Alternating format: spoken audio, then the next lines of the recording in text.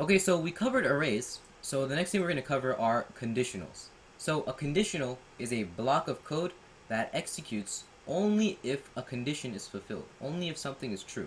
Okay? So let's go back into our VS Code and then try to write a conditional. Okay? So one conditional that we can write is called an if statement. Okay? An if statement only happens if something is true. If something is true. So we write if, then we're going to write in the parentheses, we're going to write parentheses, and then we're going to write curly braces. Okay?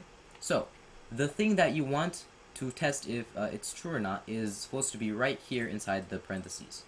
So let's say we want to check if 1 plus 1 equals 2. Okay? So we're going to write if 1 plus 1, and then instead of regular equals, we're going to write 2 equals. Okay? This double equal sign means check if it's equal to something. Okay? So say if 1 plus 1 equals 2, we're going to write some code in here. We're going to run some code in here. So let's just console.log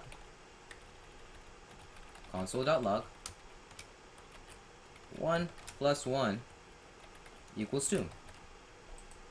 I know, it's very surprising, right? So we're going to go back, we're going to save, and then we're going to go back into our page, right click on the console, and then click the console, and then we're going to refresh our page.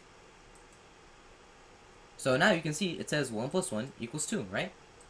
In the console. So let's say we change it from 1 plus 1 equals 2 to 1 plus 1 equals 3. So now, let's go back and refresh. Do you guys think it'll be written now? No, it's not written. Why is that? That's because 1 plus 1 doesn't equal 3. Okay? So, another thing that we can do is create a variable that is called a boolean. It's something that is true or false. Okay? We're going to write variable, and then, or var, and then let's say, let's make sure to mute. And now let's say, am I 5th, okay? It will just say, it stands for 15, okay? And I'm going to say true, okay? With no quotations, okay? Make sure not to write any quotations when you're making a boolean, okay? So it says, am I 5th? And I'm going to write, and I made it true. So let me write the variable name now.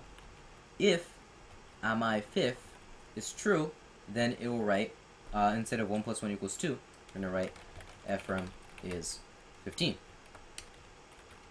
Okay? Now let's refresh and then check what happens. So now it says Ephraim is 15, right?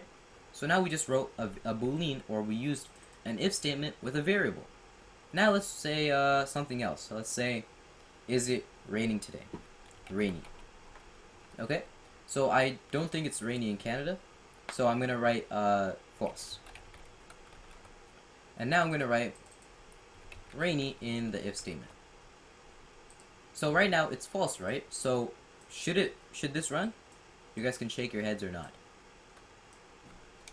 So I'm gonna write it is rainy. So right now it's false. It's false. So make sure the if statement will only run if the thing inside of it is true. So do you guys think it'll run? Yeah, I didn't think so. So I don't think it'll run. So let me go back and then refresh my page. So now we can see it didn't run, right?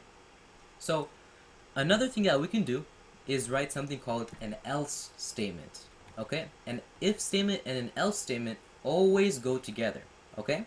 So the else statement only runs if the if statement didn't run. Okay? So we do this by writing. Make sure to mute, guys. Make sure not to unmute again, okay, yes?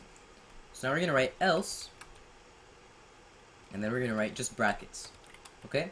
Because the else statement will run without any kind of parameters being required, okay? It'll run, and then inside of it, we want to write console.log. It isn't raining. Okay? So now, right now, it's not rainy today, so it should check if it's rainy. It'll say, oh, it's not rainy, and then it'll jump down to the else statement, and it'll say, okay, so it's not rainy, so I'm going to run this code right now.